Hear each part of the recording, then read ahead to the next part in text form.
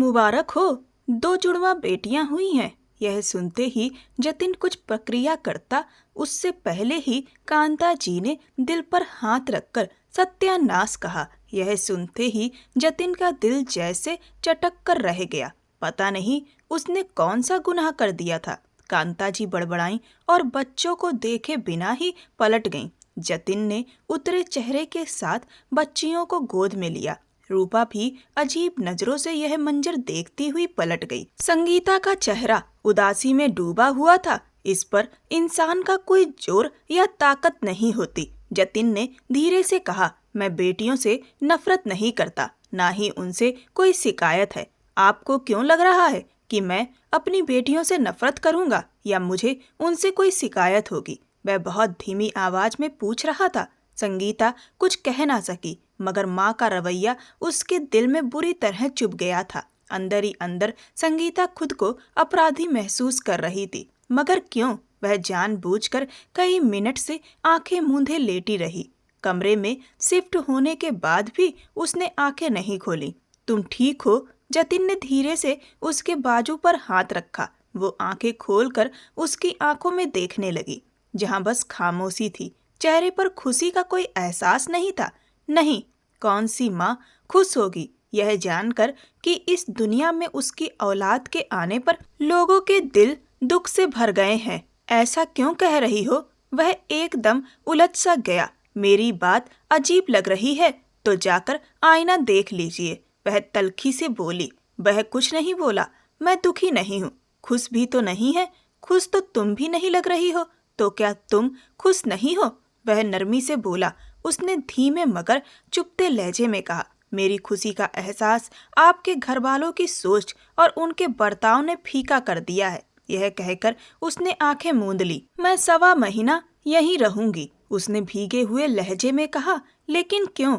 नहीं, तुम हवेली चलोगी। मैं आपकी माँ का सामना नहीं कर पाऊंगी। वह आंखें खोलकर उसे देख रही थी और ना जाने क्यों उसे लग रहा था कि इस बार वह उसके आगे भी खड़ा नहीं होगा। फालतू बातें मत करो संगीता, तुम मेरी पत्नी हो, मेरी जिंदगी हो, मेरी बेटियां मेरा दिल हैं। कोई भी चीज तुम लोगों की अहमियत कम नहीं कर सकती, वह मजबूत लहजे में बोला। उसने नम आंखों से पास लेटी मासूम बच्चियों को देखा, जो अपनी बड़ी बड़ी आंखें खोलकर उन्हें देख रही थी। ये दोनों मुझ पर गई हैं, उसने कहा और संगीता की तरफ देखा। तभी उसका फोन बज उठा।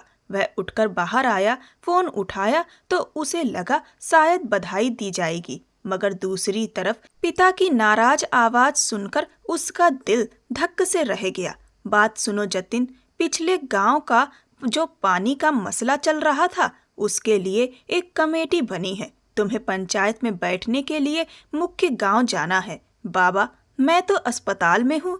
अस्पताल छोड़ो, फिलहाल वहाँ संगीता के मायके वाले हैं। इस वक्त यह मामला ज्यादा जरूरी है। मैंने तुमसे परसों कहा था, फिर भी तुम अस्पताल चले गए। हमारे भी बच्चे हुए हैं। बेटों की पैदाइश पर भी बीवी बच्चों से लोग हफ्तों बाद मिलते थे। तुमने प्रधानी को मजाक समझ रखा है। मैं तुमसे बहुत नाराज हूँ, फौरन वहां से निकलो। यह कहकर उन्होंने फोन काट दिया। वह अंदर आया और समझ ही नहीं पाया कि क्या कहे। वह उसकी नाजुक हालत से अच्छी तरह वाकिफ था। बाबा का फोन था। उसने बात शुरू की तो वह सिर उठाकर उसे देखने लगी। मैंने तुम्हें गांव में पानी के मसले के बारे में बताया था ना? वह उसे याद दिला रहा था। उसने सिर हिलाकर हाँ कहा। उस मसले की आज पहली बैठक है।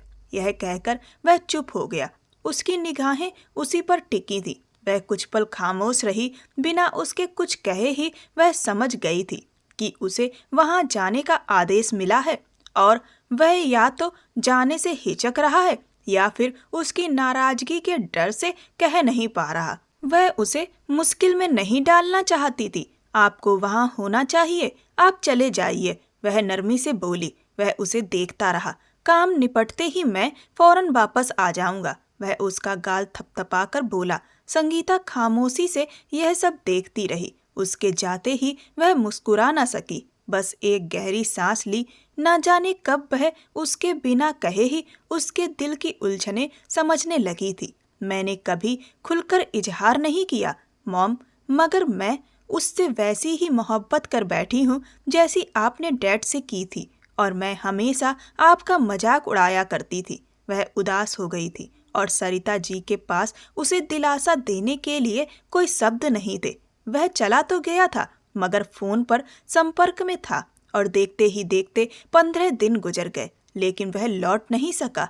दिन में 3-3 बैठकों में उसे हिस्सा लेना पड़ रहा था, और अचानक ही पूरे गांव की जिम्मेदारी उसके कंधों पर डाल दी गई थी। उसके पिता ने दबे शब्दों में उसे दूसरी शादी की सलाह दी, जिसे उसने साफ शब्दों में मना कर दिया। वह समझ रहा था कि अचानक यह दबाव, यह जिम्मेदारी और यह सब क्यों शुरू हो गया था, क्योंकि जतिन अब 2 बेटियों का पिता बन चुका था। गांव की प्रधानी पक्की रखने के लिए बारिश की बात की जा रही थी, मगर उसे अपने बारिश से ज्यादा संगीता की फिक्र थी, और वह जल्द से जल्द उसके पास लौटना चाहता था। आज आखिरकार थोड़ी फुर्सत मिली तो वह वापस जाने का इरादा लेकर माँ से मिलने आया। कांता जी उसे देखकर प्यार करती और बार बार उसी बात को छेड़ देती। पूरे खानदान में लोग पूछ रहे हैं कि क्या हुआ है, और सच कहूँ तो बताने में मुंह नहीं खुलता।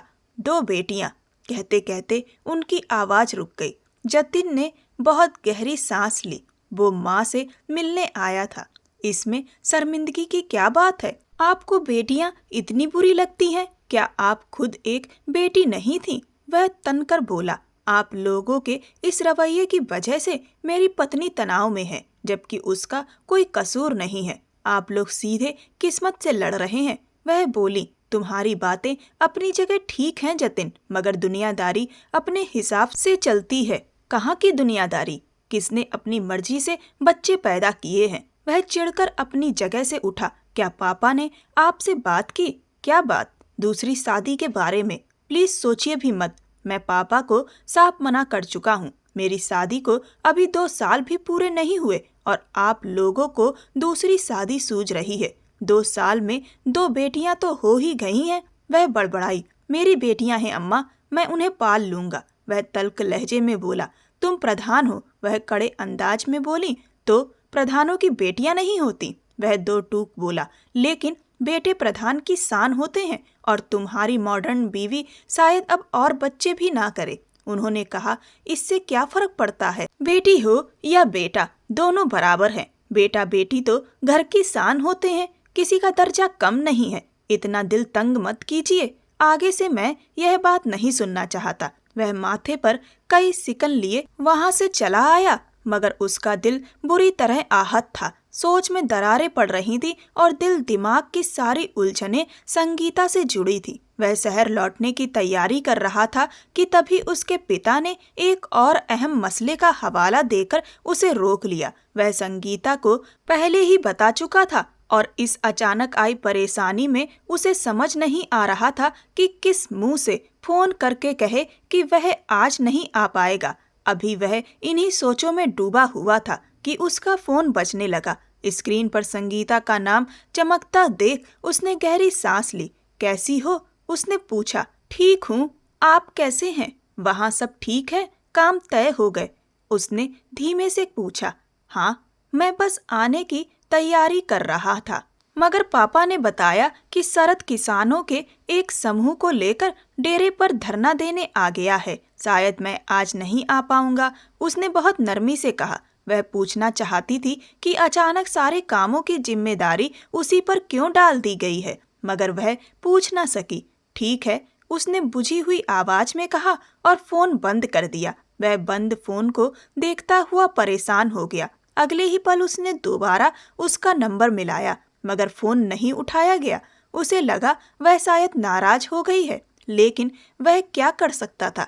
उसे हर हाल में गांव की प्रधानी और जिम्मेदारियां भी संभालनी थी। कहीं ना कहीं उसके दिल में यह ख्याल भी जन्म लेने लगा था कि सारे मामले उसी के भरोसे क्यों छोड़ दिए गए हैं, मगर वह पीछे नहीं हट सकता था। यह सब अब उसी की जिम्मेदारी बन चुका था। उधर संगीता उदासी से सामने देख रही थी। हवेली से न किसी का फोन आया था, और न ही उन 15 दिनों में कोई उसकी खबर लेने आया था। उसके दिल में वहां के लोगों के लिए जो थोड़ी बहुत जगह बची थी, वह भी खत्म हो चुकी थी। लेकिन असली शिकवा उसे जतिन से था, जो 15 दिनों से लगातार काम में उलझा हुआ था। 15 दिन हो गए हैं, बच्चियों के लिए तुमने कोई नाम भी नहीं सोचा, नीतू ने कहा जब वह बच्चियों को नहलाकर नीतू के साथ थोड़ी देर पहले ही कमरे में लाई थी। काव्या और तान्या, रख दीजिए दीदी, नीतू ने उत्साह से उसकी तरफ देखते हुए कहा था। हाँ ठीक है, संगीता हल्की सी मुस्कुरा दी। नीतू एकदम हैरान रह गई। क्या वाकई उसने चुने हुए नाम रख दिए थे? मैं पोस्ट बनाकर स्टेटस पर लगा देती हूँ, आपको भी भेजूंगी, नीतू ने खुशी से कहा। आप भी लगा ले।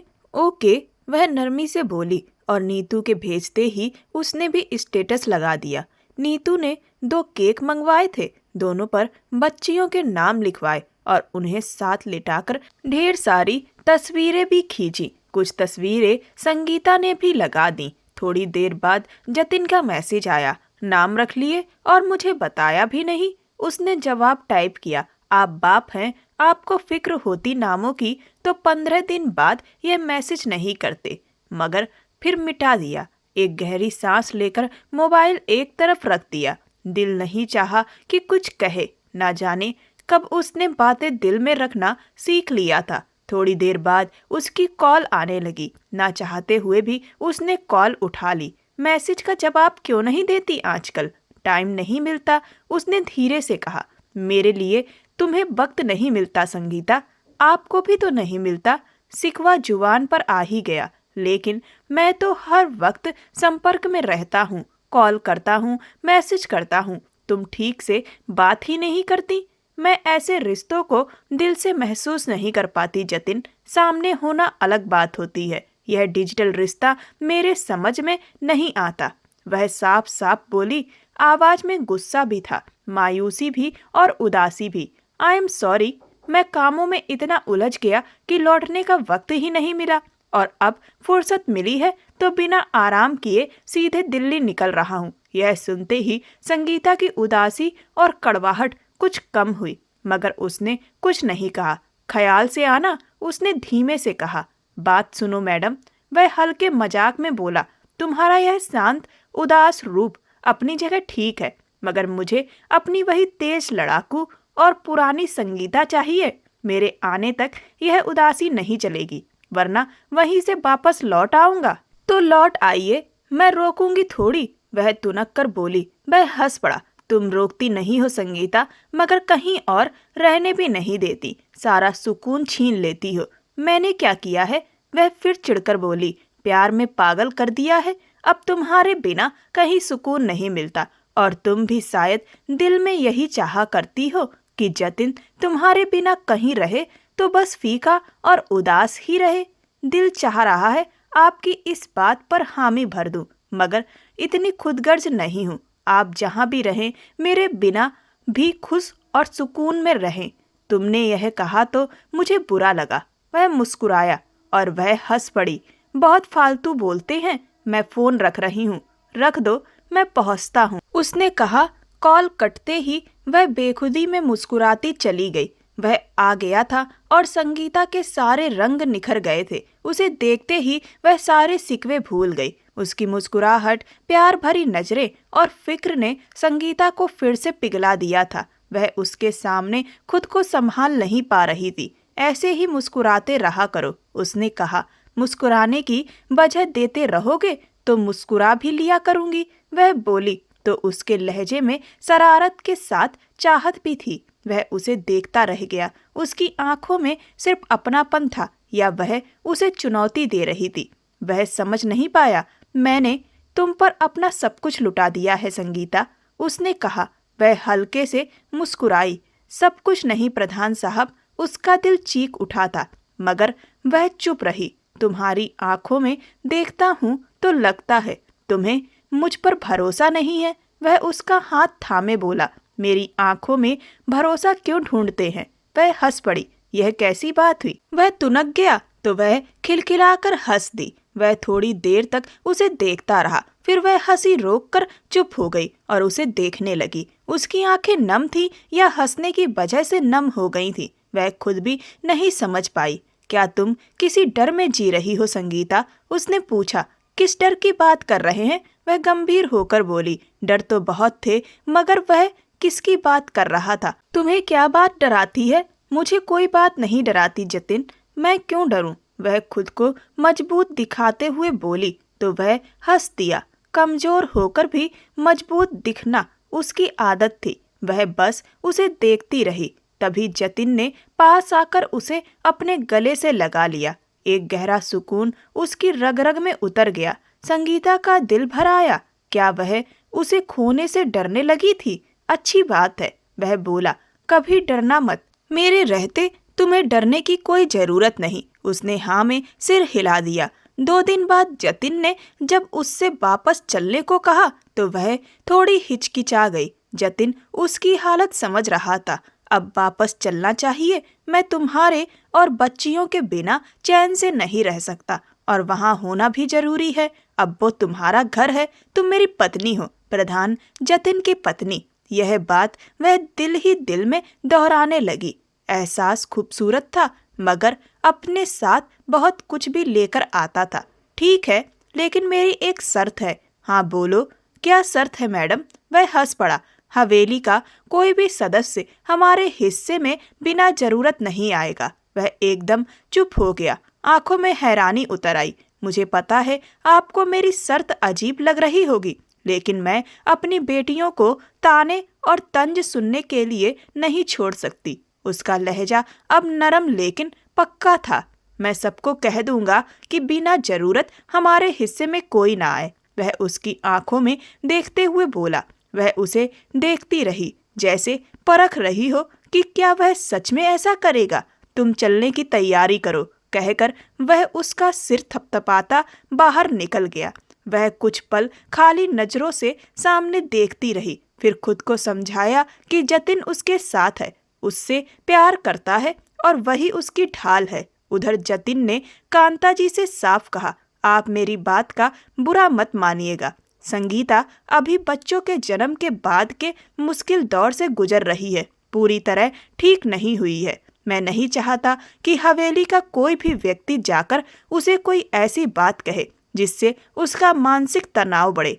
आप सबको कह दीजिए कि बिना जरूरत कोई उस तरफ ना जाए, और अगर कोई जाए भी तो संगीता से कोई बेकार बात ना करे, नहीं तो मैं हमारे हिस्से का रास्ता पीछे की तरफ करवा दूंगा। यह कहकर वह चला गया। कांता जी सन्न होकर बैठी रह गईं। यह संगीता कोई कम नहीं, झांसी की रानी बन गई है। वह मेज पर हाथ पटक कर बोली, मैं कैसे सबसे कहूँ कि उसके घर ना जाएं?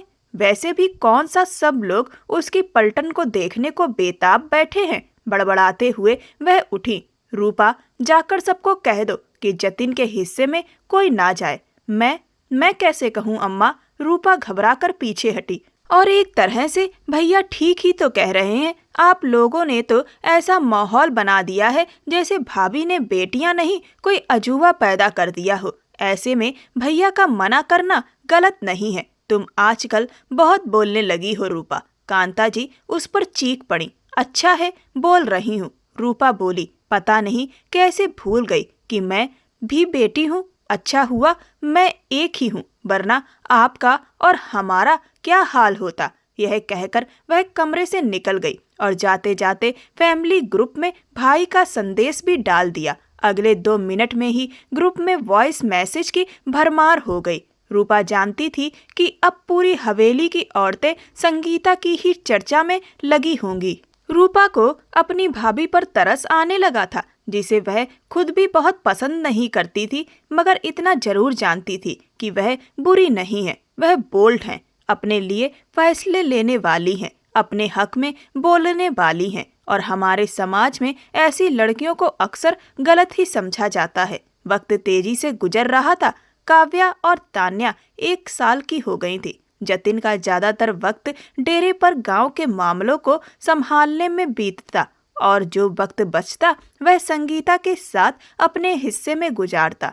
उनके बीच की मोहब्बत अब किसी उफनते दरिया जैसी नहीं रही थी, बल्कि ठहरे हुए पानी की तरह सुकून देने वाली हो गई थी। वे दोनों एक दूसरे का सहारा और आराम बन चुके थे। उनके बीच भरोसे, प्यार और इज्जत का रिश्ता दिन ब दिन और मजबूत होता जा रहा था। बच्चियों की देखभाल के लिए 2 नौकरानियां थीं और घर का काम संभालने के लिए भी नौकरानी मौजूद थी, जिससे जिंदगी बाहर से काफी आसान लगने लगी थी। मगर यह सब सिर्फ ऊपर ऊपर था। अंदर ही अंदर जतिन रोज दूसरी शादी और बारिश की बातें सुनता और अनसुना करता रहता था। उसने कभी संगीता को इसका एहसास नहीं होने दिया कि यह दबाव उसे कितना परेशान कर रहा है, क्योंकि जैसे ही वह अपने हिस्से में कदम रखता सारे मसले भूल जाता था। संगीता के साथ उसे ऐसा सुकून मिलता कि दिन भर की थकान उतर जाती थी।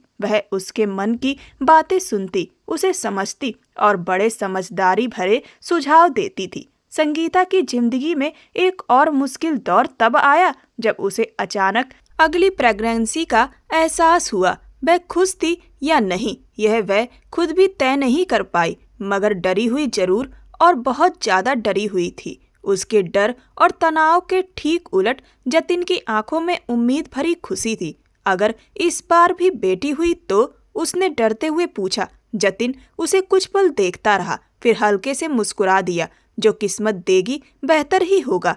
वह उसे ऐसे देखने लगी जैसे और कुछ सुनना चाहती हो। आपके घर वाले आप पर दूसरी शादी का दबाव डाल रहे हैं, फिर उन्हें एक और वजह मिल जाएगी। उसने धीरे से कहा, मेरा ऐसा कोई इरादा नहीं है संगीता, तुम खुद को परेशान मत करो। उसने उसे भरोसा दिलाया। और अगर उन्होंने आपसे प्रधानी छीन ली तो? आज उसने अपना सबसे बड़ा डर जुबान पर ला दिया। जतिन उसे खामोशी से देखता रहा। प्रधानी आपके लिए बहुत जरूरी है। आपके कुछ मकसद हैं। आपको पास के गांव के प्रधान से गुलाम मजदूरों को आजाद करवाना है, जिसके लिए आपका चुनाव जीतना जरूरी है। और चुनाव में खड़े होने के लिए आपका प्रधानी का रुतबा बना रहना भी जरूरी है।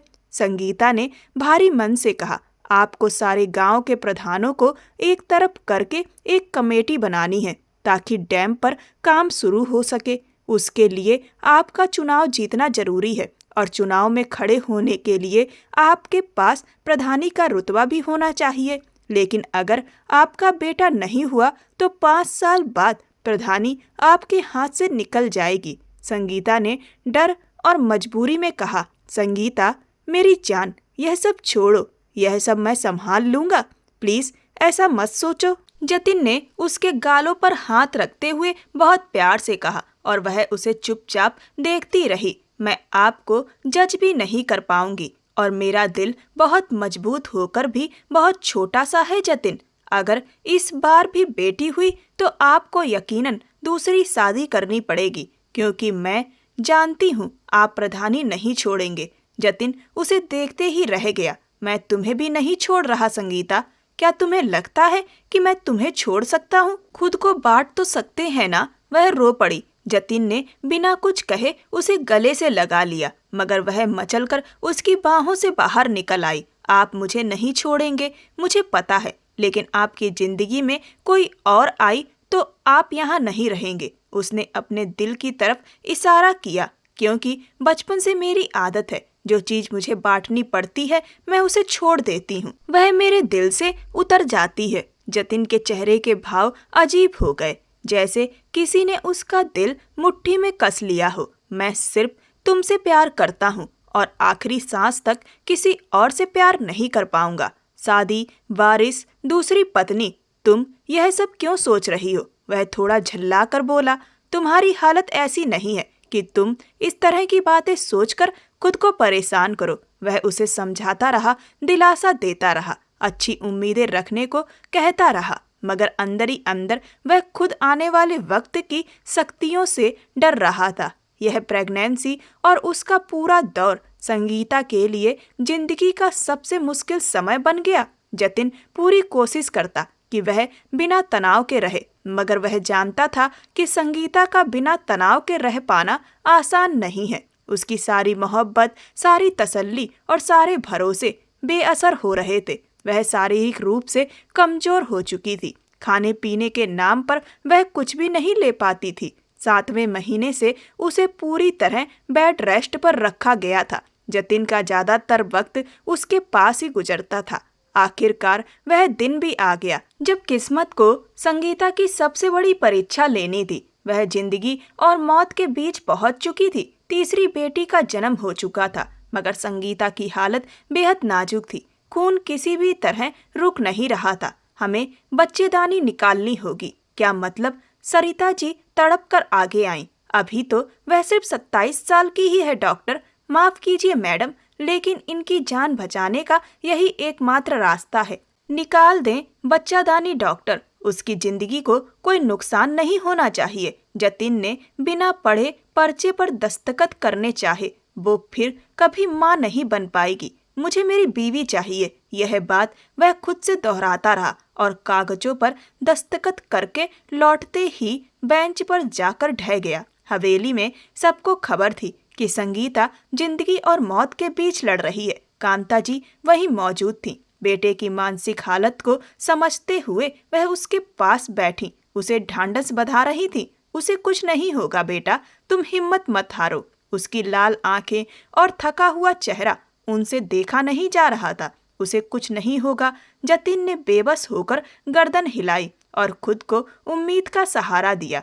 करीब 1 घंटे बाद ऑपरेशन पूरा होने की खबर आई और बताया गया कि उसकी हालत खतरे से बाहर है। उसे खून की 2 और बोतलें लगाई गई थीं और कुल मिलाकर 6 से 7 बोतलें लग चुकी थीं। उसकी जान बच गई थी और जतिन को जैसे नई जिंदगी मिल गई थी। वह उसके सिरहाने बैठकर उसका हाथ थामे देर तक उसे देखता रहा। वह थकी हुई आंखें खोलकर उसे देख रही थी। मैं ठीक हूँ, उसने धीमे से कहा। मैं भी, जतिन टूटे हुए लहजे में बोला। वह उसे यह नहीं बता पाया कि बीते कुछ घंटे उसके लिए किसी तूफान से कम नहीं थे। अगले ही दिन पूरे गांव को खबर हो गई थी। गांव की औरतें संगीता की किस्मत पर हैरान थीं। जवान लड़कियां जलन और ख्वाहिशों की तस्वीर बनी खड़ी थीं। गरीबी से जूझते घरों में 2 बेटियों के बाद तीसरी संतान के इंतजार में कब दूसरी शादी कर ली जाती है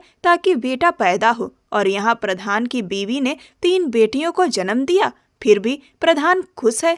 किस्मत हो तो ऐसी। 4 साल में 3 बेटियां पैदा करके सारी उम्र के लिए मां ना बन पाने के बावजूद प्रधान खुश है। सिर्फ संगीता का ही नसीब था।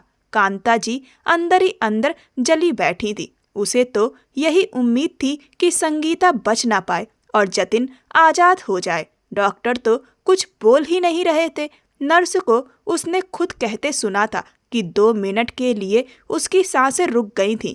किस्मत थी, उम्र लिखी थी। अब क्या कहा जाए? यह कहकर उसने लंबी सांस ली। वह मन ही मन जतिन के लिए बिरादरी भर की जवान लड़कियों की कल्पना करके एक एक को ठुकराती रही थी, मगर यहाँ तो उसकी सारी उम्मीदें ही टूट गई थीं। जतिन अभी अभी बीवी की जान के खतरे से बाहर आया था। ऐसे में दूसरी शादी की बात करना फिलहाल नासमझी थी, लेकिन यह सोच उसके मन से गई भी नहीं थी। 3 साल बाद चुनाव थे और जतिन की प्रधानी को भी 5 साल पूरे होने वाले थे। तब वह चुनाव में उतर सकता था, मगर उसका कोई वारिस नहीं था। दूसरा, वह उम्र में भी छोटा था और अनुभव भी कम था। ऐसे में बिना मजबूत स्थिति के वह चुनाव में कैसे उतरता? जिसकी अपनी प्रधानी कमजोर हो, उसे कौन समर्थन देता? जतिन की चिंताएं दिन बाद दिन बढ़ती जा रही थीं। वह संगीता के पास होते हुए भी अक्सर गहरी सोच में डूबा रहता। संगीता यह सब देख रही थी। उसे महसूस हो रहा था कि वह आजकल कुछ ज्यादा ही परेशान रहने लगा है। उस पर न सिर्फ दबाव बढ़ता जा रहा था, बल्कि वह खुद भी यकीनन कमजोर पड़ता जा रहा था। संगीता को अपने हाथ खाली होते साफ दिखाई देने लगे थे। वह रातों को डर जाती थी, लेकिन डर का इजहार किए बिना चुपचाप पड़ी रहती। पहले की तरह लिपटकर जतिन के कंधे पर सिर रखकर सुकून नहीं ढूंढती थी। मैंने तुम्हारे लिए लड़की देख ली है, तुम्हारी बुआ ने बताई है। सुमन, तुम्हारे पिता ने मुझे पिछले हफ्ते आखिरी चेतावनी देकर रिश्ता पक्का करने को कह दिया है। मैं कुछ नहीं कर सकती। रिश्ता तय हो चुका है और रविवार को यहीं शादी होगी। यह सुनते ही वह बिखर सा गया। उसकी सांसें भारी होने लगीं। संगीता का ख्याल उसे अंदर तक हिला गया।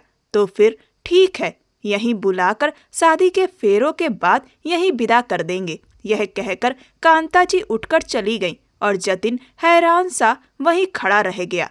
ना में सिर हिलाता हुआ वह अपने पिता के पास पहुंचा। वह पहले से ही गुस्से में आंखें तरेर कर बैठे थे। मैं अभी दूसरी शादी नहीं कर सकता। कब तक जतिन? तुम हमारे खानदान में अकेले ऐसे इंसान हो जो सच में प्रधानी के काबिल है। तुम एक नहीं 4 गांवों के मुख्य प्रधान बनोगे और इसका मतलब तुम अच्छी तरह समझते हो। इसके साथ बहुत सी शर्तें जुड़ी होती हैं, बहुत सी जिम्मेदारियां होती हैं। मुख्य प्रधानी उसी को मिलती है जिसके बाद उत्तराधिकारी हो, और उसके लिए तुम्हारा बेटा होना जरूरी है जतिन। अगर ये प्रधानी छिन गई तो किसी और के पास चली जाएगी। हमारे खानदान में हवेली का कोई और इसके काबिल नहीं है। सब 20 साल से कम उम्र के हैं। इस वक्त उम्र, समझ और काबिलियत के हिसाब से सिर्फ तुम ही हो जो प्रधान बने रह सकते हो। सिर्फ अपनी बीवी की मोहब्बत में क्या हम खानदानी प्रधानी छोड़ देंगे? यह कहते हुए वह गुस्से से चिल्ला पड़े थे। जतिन खामोश रह गया और बिना कुछ बोले अपने हिस्से में चला आया, जहां संगीता अपनी सबसे छोटी बेटी सान्या को गोद में लिए उसे बहला रही थी। उसके सुनहरे बाल चेहरे पर बिखरे थे। उसे देखते ही जतिन की आंखों में चमक आ गई। संगीता मुस्कुराई, लेकिन उसकी मुस्कान अधूरी और बुझी हुई रह गई। शायद वह उसके चेहरे के भाव पढ़ चुकी थी। सब ठीक है, अगले रविवार मेरी शादी है, वह किसी हारे हुए जुआरी की तरह बोला। तो प्रधानी जीत गई? हाँ, लेकिन यह प्रधानी मेरे लिए नहीं है, यह बाबा, दादा, चाचा सबके लिए जीती है। मेरे कंधों पर बोझ है संगीता। यह प्रधानी न मैंने अपनी मर्जी से चुनी थी और न अपनी मर्जी से छोड़ सकता हूँ। अगर मैं प्रधानी से हाथ धो बैठा तो तुम्हारा और मेरे खानदान का सब कुछ छिन जाएगा। मैं जानती हूँ जतिन। उसी पल काम करने वाली औरत आई और उसके हाथ से सान्या को लेकर चली गई। संगीता लाल अंगारे जैसी आंखों से जतिन को देख रही थी, जो उस वक्त बेहद बेबस और दया के काबिल लग रहा था। शायद वह इस वक्त पूरी तरह टूट चुका था। ऐसे हालात में संगीता हमेशा उसे संभाल लेती थी, मगर आज वह उसे नहीं समेटने वाली थी। जतिन उसके चेहरे को देखता रहा, जहां अब भाव अजनबी हो चुके थे। वह अभी से ही उसे गैर लग रही थी। यहाँ से चले चलते हैं जतिन। वह एकदम से उसके करीब आई और उसका बाजू थाम लिया। कहीं दूर चलो, जहाँ ना ये गांव होगा, ना राजनीति, ना प्रधानी, कुछ भी नहीं। सिर्फ हम होंगे और हमारा घर। क्या मेरी मोहब्बत काफी नहीं है? क्या हमारा घर सुकून भरा नहीं है? तुम ही तो कहते थे कि इसी हिस्से में तुम्हारी खुशी बसती है। काश मैं ऐसा कर पाता। वह उसका चेहरा थामने ही वाला था कि उससे पहले ही संगीता ने खुद को छुड़ा लिया और ना में सिर हिला दिया। तुम मुझे खो दोगे जतिन, उसने साफ कह दिया। वह पिछले कई अरसे से इस पल के डर में जी रही थी। मन ही मन उन शब्दों को दोहराती रहती थी जो उसे इस हालात में कहने थे। कभी सोचती थी मजबूत बनेगी, कभी बेपरवाह हो जाएगी, मगर उस वक्त उसकी सारी तैयारी, सारी इच्छाएं और सारे ख्याल धूल बनकर उड़ गए थे। अगर वह गिड़गिड़ाने पर भी उतर आती तो भी जतिन को शायद एहसास ना होता, क्योंकि जतिन को किसी और के साथ बांटना उसके लिए दिल की मौत जैसा था। मैंने तुम्हारे लिए अपनी सारी ख्वाहिशें, अपने सारे सपने छोड़ दिए थे। तुम्हारी मोहब्बत में मैंने अपनी पूरी जिंदगी बदल दी। मुझसे सब कुछ छूट गया। मैं सब कुछ छोड़कर सिर्फ तुम्हारे लिए यहाँ आकर बसी थी। तुम मेरे साथ ऐसा कैसे कर सकते हो? वह उसे चुप देखकर चीख पड़ी। संगीता, मैं सिर्फ तुम्हारा था और तुम्हारा ही हूँ। मेरा सब कुछ तुम हो। ऐसा मत करो, मुझे बहुत तकलीफ हो रही है। मैंने लोगों को सपने दिखाए हैं, उनकी जिंदगी बदलने के सपने, इस जगह को आगे बढ़ाने के सपने। अगर मैं पीछे हट गया तो उनका क्या होगा, जो पानी के लिए तरस रहे हैं, जिनके बच्चों के लिए स्कूल तक नहीं है। वह आगे बढ़कर उसे अपने पास खींचना ही चाहता था कि संगीता ने उसे पीछे धकेल दिया और बार बार ना में सिर हिलाने लगी। मैं कुछ नहीं जानती, कुछ भी नहीं। मैं तुम्हें नहीं जानती, मैं तुम्हें ऐसा करने नहीं दूंगी। वह पागलों की तरह सिर हिलाती रही। उसकी आंखों से आंसू लगातार बह रहे थे। जतिन का दिल जैसे किसी गहरी खाई में डूबता जा रहा था। उसे अपनी बेबसी पर खुद से नफरत होने लगी थी, मगर वह जानता था कि वह पूरी तरह मजबूर है और चाहकर भी कुछ नहीं कर सकता। उसकी लगातार चुप्पी और संगीता का रोना चिल्लाना कुछ देर बाद एक डरावनी शांति में बदल गया। संगीता कमरे से जा चुकी थी और वह वहीं बैठा रह गया।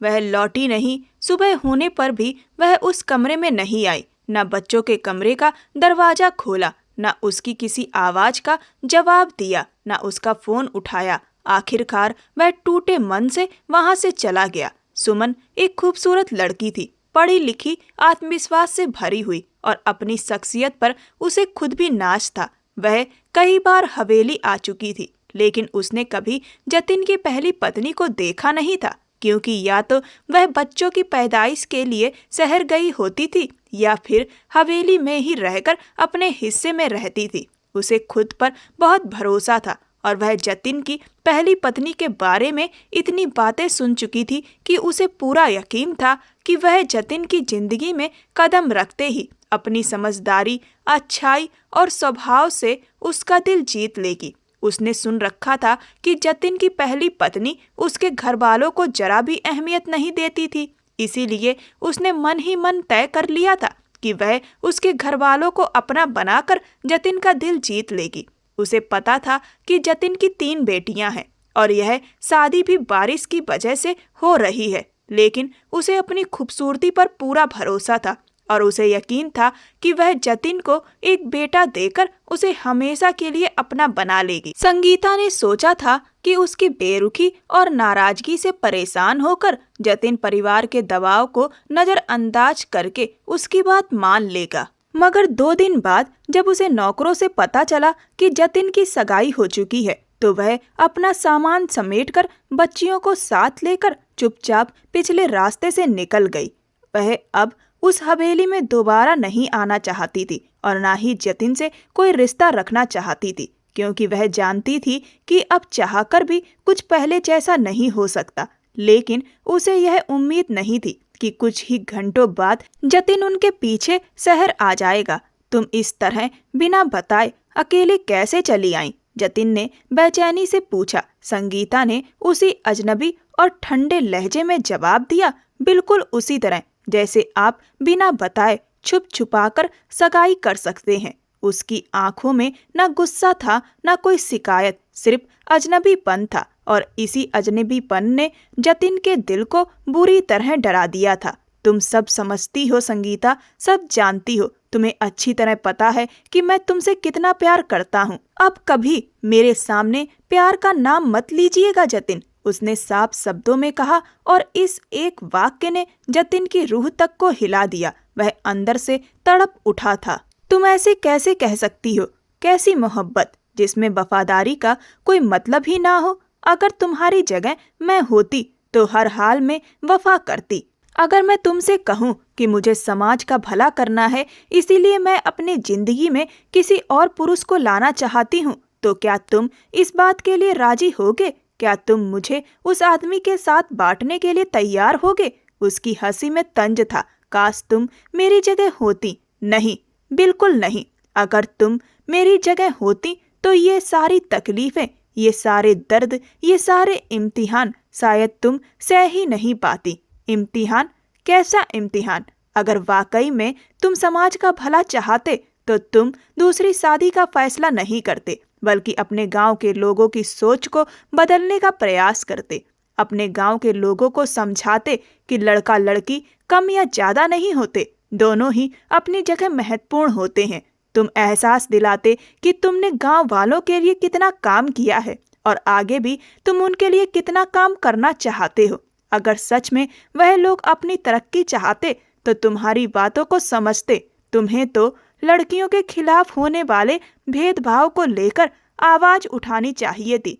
तुम तो एक पढ़े लिखे इंसान हो, तुम्हारी खुद की भी अब 3 बेटियां हैं। गांव में जो और लड़कियां हैं उनके हक के लिए भी तुम्हें आवाज उठानी चाहिए थी, लेकिन तुमने तो पुराने रिवाज के सामने घुटने टेक दिए और दूसरी शादी करने निकल पड़े, क्योंकि तुम्हारे लिए भी शायद वारिस का मतलब सिर्फ लड़का ही होता है। वारिस संतान होती है, चाहे वह लड़का हो चाहे लड़की हो, इससे कोई फर्क नहीं पड़ता। तुम्हें तो नई नई दुल्हन मिल रही है, जाओ अपनी नई जिंदगी शुरू करो। मेरी जिंदगी तुम हो और मेरे बच्चे हैं। वह झल्ला कर बोला, मैं कब तक गांव से शहर तुम्हारे पीछे भागता रहूं? तुम मेरा इम्तिहान ले रही हो, मेरी मोहब्बत पर शक कर रही हो। मुझे अपनी जिंदगी से बाहर मत करो संगीता।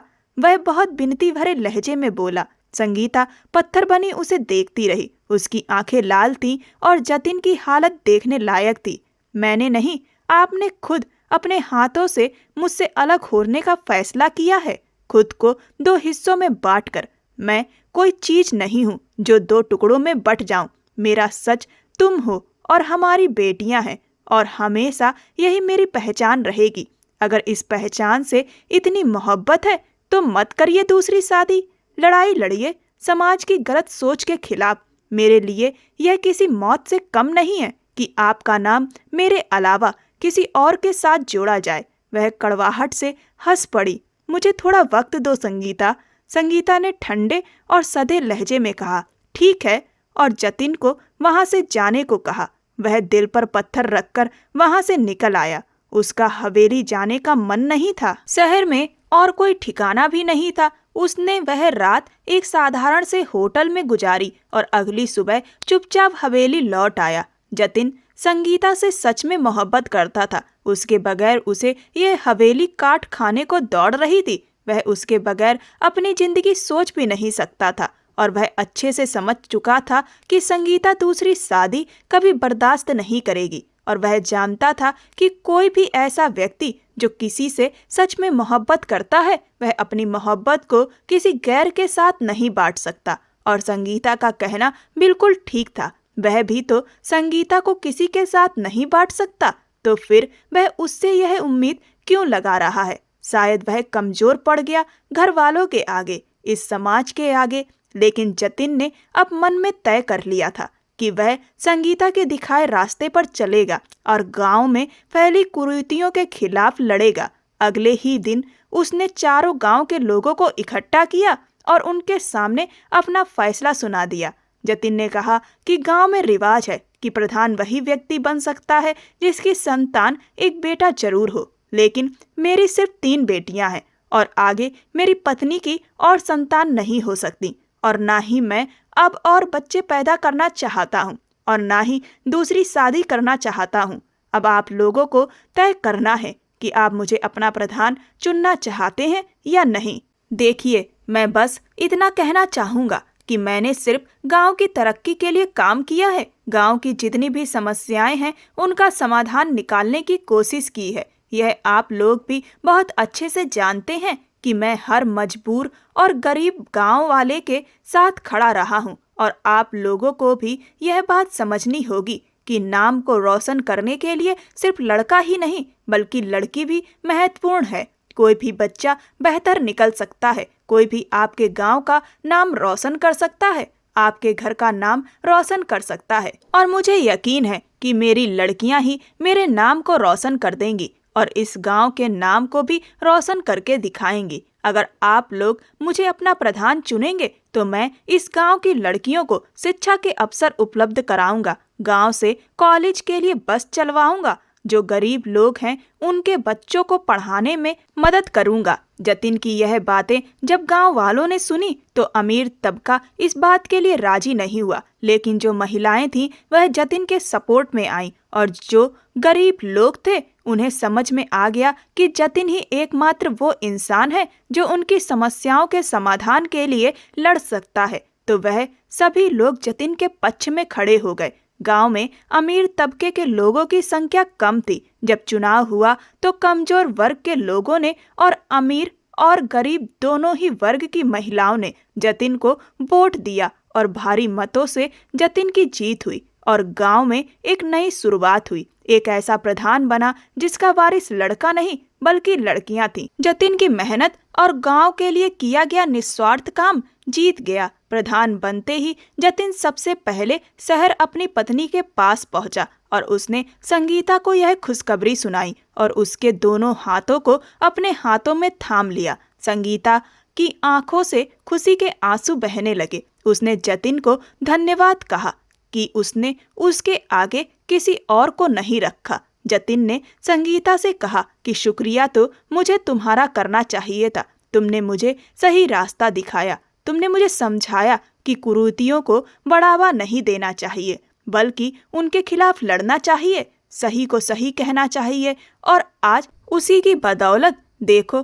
गांव वालों ने मुझे चारों गांव का प्रधान बना दिया और मुझे गांव को और बेहतर बनाने का मौका दिया। संगीता ने जतिन से कहा कि तुम्हें इस मौके का पूरा फायदा उठाना होगा और गांव की सभी लड़कियों की तरक्की के लिए काम करना होगा और मजबूर लड़कों को भी पूरा सहयोग देना होगा। जतिन ने कहा, इसमें कोई भी दो राय नहीं है, मैं उनके लिए जरूर काम करूंगा। जतिन पूरे गर्व से संगीता को वापस लेकर आया और अपनी बच्चियों को भी। हवेली में कोई भी कुछ बोल नहीं पाया, क्योंकि जिस चीज का डर जतिन को दिखाया जा रहा था वह चीज जतिन हासिल कर चुका था। जतिन ने सुमन को भी समझाया कि वह अपने लिए किसी ऐसे व्यक्ति को चुने जो सिर्फ उसका हो, ना कि रुपए पैसे के लालच में किसी को भी जीवन साथी चुन ले, क्योंकि जीवन बिताने के लिए एक अच्छे साथी का होना जरूरी होता है। जतिन ने अपने गांव में 2 बसें चलाईं, एक लड़कों के लिए और एक लड़कियों के लिए, जो उन्हें कॉलेज लाने ले जाने का काम करती थी। इस गांव के जो स्कूल थे उनमें भी उसने अच्छी सुविधाएं करवाईं और यह सुनिश्चित किया कि गांव का हर बच्चा, चाहे वह लड़का हो चाहे वह लड़की हो, स्कूल जाए और पढ़ाई करे। गांव के पानी की समस्याओं का भी जतिन ने समाधान निकाला। चारों गांव के लोग जतिन के काम से बहुत खुश थे और गर्व से कहते थे कि पहली बार कोई ऐसा प्रधान बना है जिसने सिर्फ गांव की तरक्की को ही महत्व नहीं दिया, बल्कि गांव को सही दिशा भी दिखाई। जतिन ने अपनी बेटियों को खूब पढ़ाया लिखाया और आज 25 साल बाद भी जतिन ही गांव का प्रधान है और जतिन के गांव की सभी लड़कियां शिक्षित हैं और गरीबी बहुत कम हो चुकी है। जतिन की बेटियां पढ़ लिख कर इंजीनियर, डॉक्टर और ऑफिसर बन गई हैं। हवेली अब जतिन की बेटियों के नाम से पहचानी जाती है। आसपास के 10 गांव में जतिन के गांव सबसे ज्यादा संपन्न और शिक्षित हैं। संगीता ने साबित किया कि एक अच्छा और समझदार जीवन साथी सही दिशा को दिखा सकता है और जतिन ने साबित किया कि मोहब्बत निभाने के लिए होती है और जीवन साथी की दी हुई अच्छी राय पर ध्यान देना चाहिए। जतिन ने अपने गांव के 2 योग्य कैंडिडेट, एक लड़का और एक लड़की, प्रधान बनने के अगले कैंडिडेट के लिए तैयार किए। उन्हें वह अच्छे से ट्रेन करके गांव के सभी काम सिखा रहा था। उसके बाद जिसका काम गांव वालों को पसंद आएगा वह उसे अपना नया प्रधान चुन लेंगे, क्योंकि हमारा नेता एक योग्य व्यक्ति होना चाहिए, ना कि परिवारवाद के आधार पर। दोस्तों, आज भी हमारे समाज में कई लोग जेंडर पर आधारित भेदभाव करते हैं, लेकिन सभी जेंडर के लोगों की इस धरती पर समान प्रमुखता है।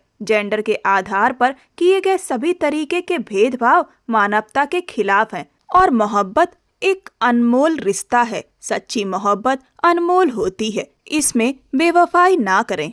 आपको ये कहानी कैसी लगी मुझे कमेंट सेक्शन में कमेंट करके जरूर बताएं। ये कहानी पूर्णतः काल्पनिक है। इसमें दिखाए गए सभी पात्र और घटनाएं पूर्णतः काल्पनिक हैं। इस कहानी का उद्देश्य केवल मनोरंजन प्रदान करना नहीं, बल्कि सामाजिक शिक्षा देना भी है। ऐसी और भी रोमांचक कहानियों को सुनने के लिए मेरे चैनल को सब्सक्राइब कर वीडियो को लाइक कर दें और वीडियो को ज़्यादा से ज़्यादा शेयर करें। धन्यवाद।